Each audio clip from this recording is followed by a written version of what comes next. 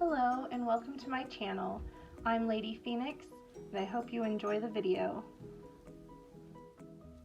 So I had a friend ask me, what you can use for a pendulum and how do you use it, and I know there's lots of different information out there, but I'm just going to share with you how I do it. So here's one that I made myself. And this one is with a crystal, and it's in that classic pendulum shape. This crystal happens to be bloodstone. It's kind of a nice medium weight to it. And I like that I like to use these little fasteners because then you can interchange some if you wanted. Like here's a caged tiger's eye in there, a little tiny tiger's eye I could attach and use that one instead. Or here's a wrapped one that is Dream Amethyst. You could use that, but I'm going to keep my bloodstone here. This is the one I use most often. And like you can see, I have several pendulums. You can just choose one if you like, or you can have several different ones for different purposes.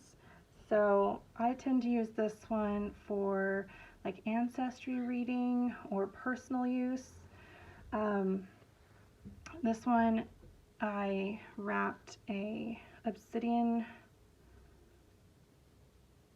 arrowhead there. And this one is rather light, so I don't tend to use it a lot, but if I'm wearing it as a necklace, then, and I don't have one of my other ones with me, I might use it, but it tends to be a little too light, and so I tend to prefer a heavier pendulum. So it's all in your personal taste. That's made out of selenite.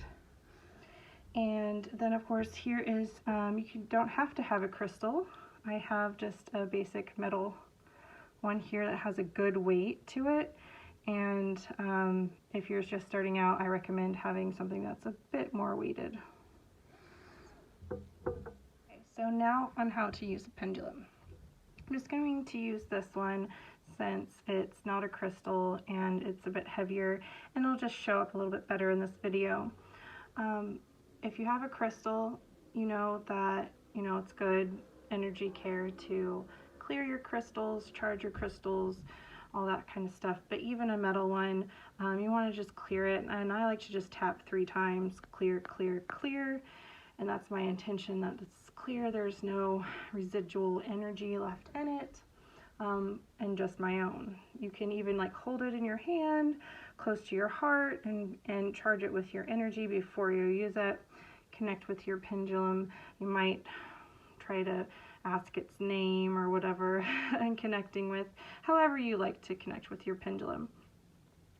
But when you're using it, before you use it, every time, I just like to, I always put my hand underneath, and I like to use my dominant hand to hold it and my receptive hand to feel the energy. I know a lot of books say to do it this way, but it just doesn't feel right for me.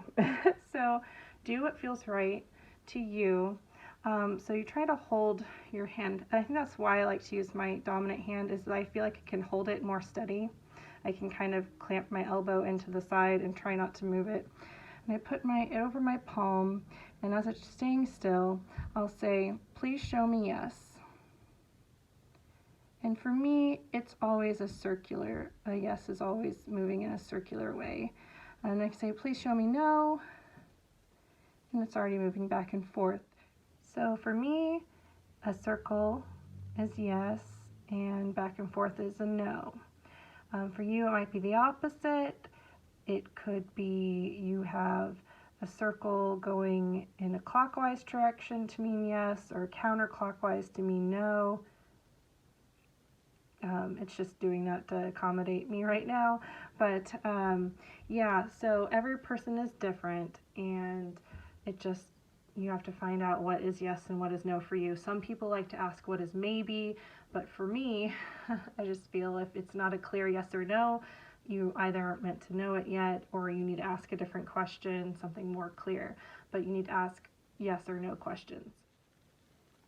After you get your pendulum calibrated, that means you know what yes and no is, and you know who you're talking to. You can also do a yes or no, like am I talking to my spirit guide, my ancestor, and so and so.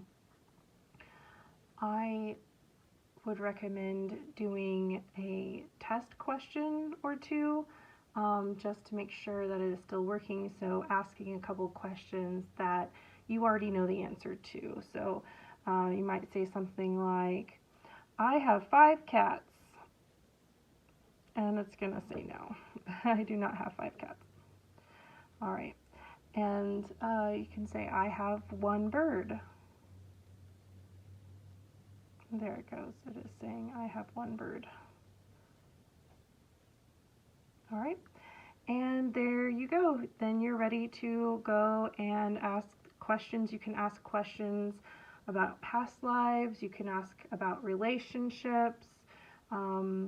Just anything you can think of that you want to know. You know, we can ask yes or no. Is this my highest and best good to do such and such? If you're having trouble with a decision, if you get an answer that you don't like and you want to know more about why or how, then I recommend doing a card reading in conjunction, and then you can be more specific in getting advice. Thank you so much. That is all I have for today. I hope you come again soon. Bye.